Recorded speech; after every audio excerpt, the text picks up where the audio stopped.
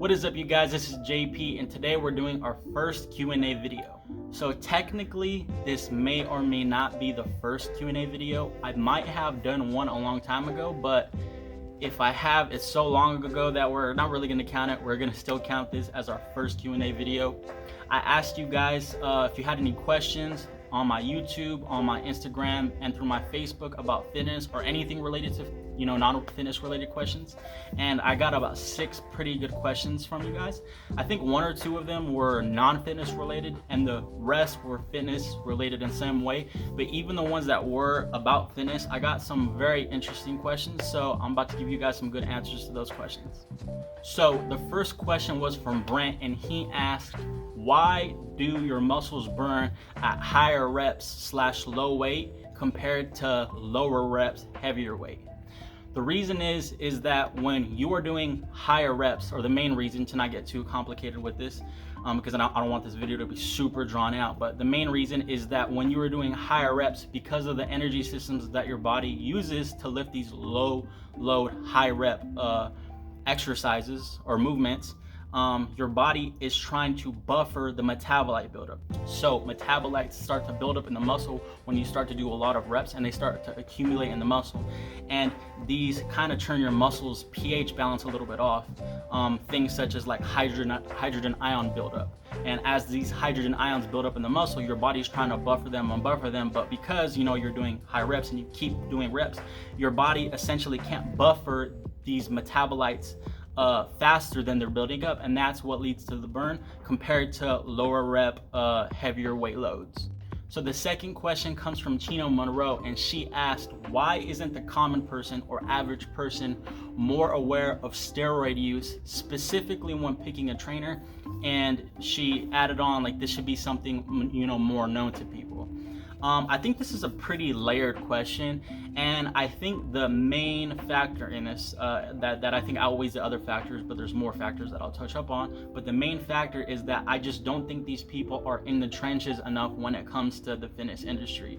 I think that when it comes to personal trainers, when it comes to gym junkies, and when it comes to the close friends and family of trainers and gym junkies, they probably have more of like an inside scoop as to what goes on, in the kind of, the darker corners, so to speak, of, the fitness industry and the gym, and, in gyms.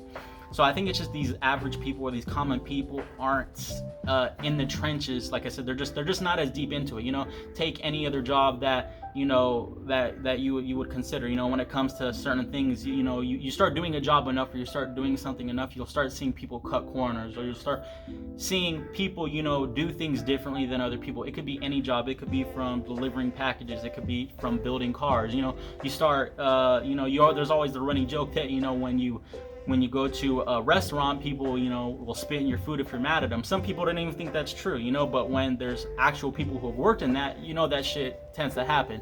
So I think it's because these people just aren't in the trenches enough, and they're just ignorant to it. But I also think that when it comes to like picking a trainer too, I think that on top of the ignorance, I think that the people that maybe have a hint don't want, they don't, how do I say this? They don't want their dreams crushed, okay?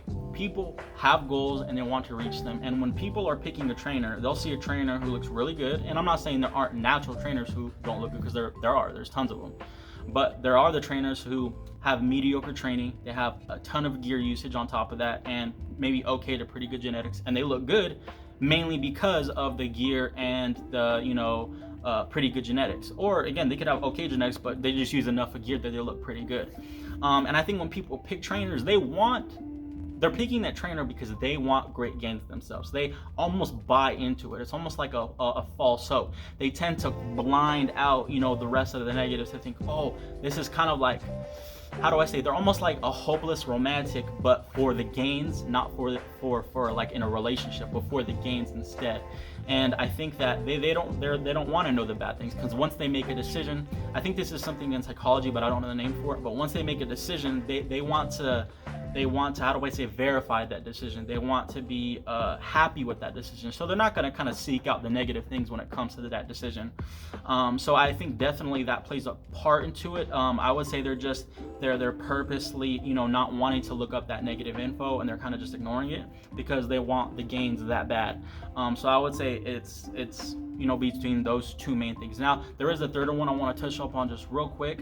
I think that there might be people who do know about that stuff, but then they just think, oh, well, because they work hard and the steroids don't get you gains if you don't work hard, and they have to do all this hard work. So, so I could still train with them and get great results. And that's partly true. You can still train with under a trainer who uses gear, and they could still potentially get you great results. But I think what these people don't understand is that when it comes to that gear usage, that you can still how do I say, just because they work hard and use gear and get great results doesn't mean that they can't be a shitty coach, and it doesn't mean that if they didn't have the gear that they wouldn't also not have great gains. I'm sure there are tons of examples that if the person in question didn't take anything, that they wouldn't have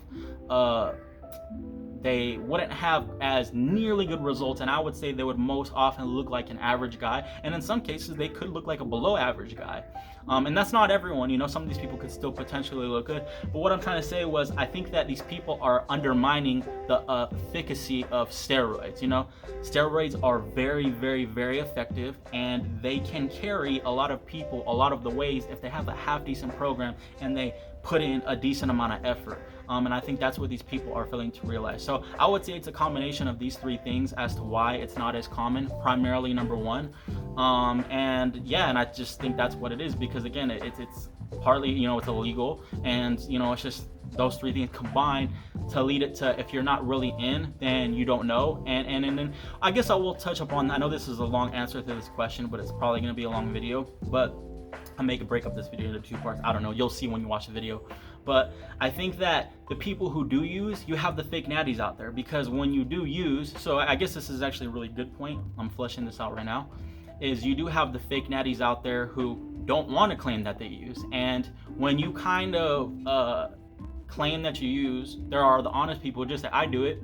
Then there's the people who don't say it at all, but it's unspoken that they do it, and there's no harm in that, because maybe they just don't want to talk about it. That's perfectly fine. They don't have to talk about it. But then you have people who just openly say they're natural when it's clear that they're not. And I think that when people talk about it so much, it does a few things. One, for some people, it kind of, when they are users and they don't want to say, I think what they're scared of is when they do say that they use, that they're going to be told that that's the reason why you're big. It's not because you put in the hard work. It's not because, you do these good training things. It's not because of the effort. That's why I think people who use, they always fall back on that kind of cheesy example, is you still got to work hard when you use steroids. It's not just giving you, because they get so defensive sometimes.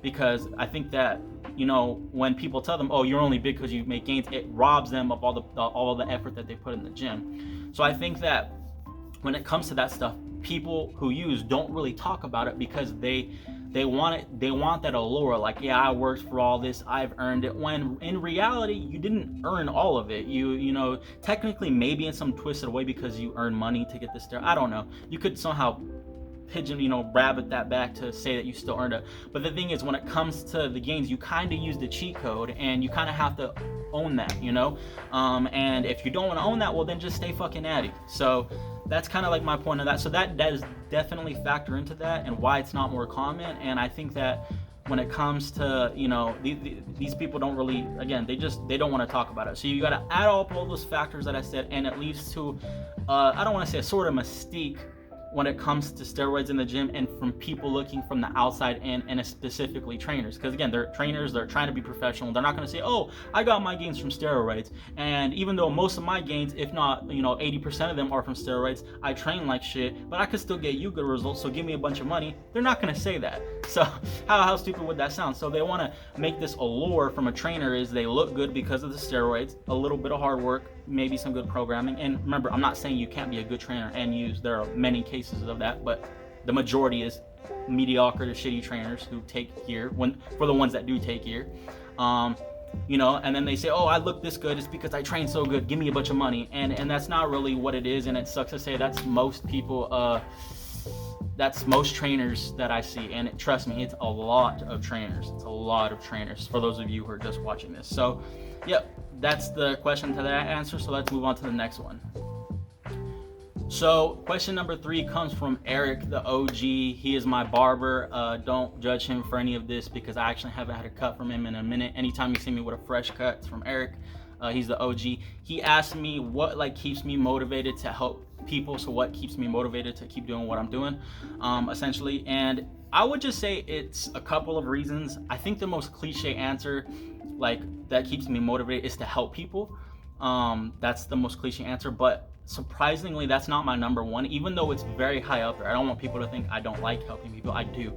But think about it. There's multiple ways I could help people. I could be a doctor. I can do, there are massage therapists. I could be a therapist. I could be a life coach. There's so many different things I could do to help people, but I chose this route over the others. Why? And the main reason is because I find it fun. I find it fun is probably the main reason.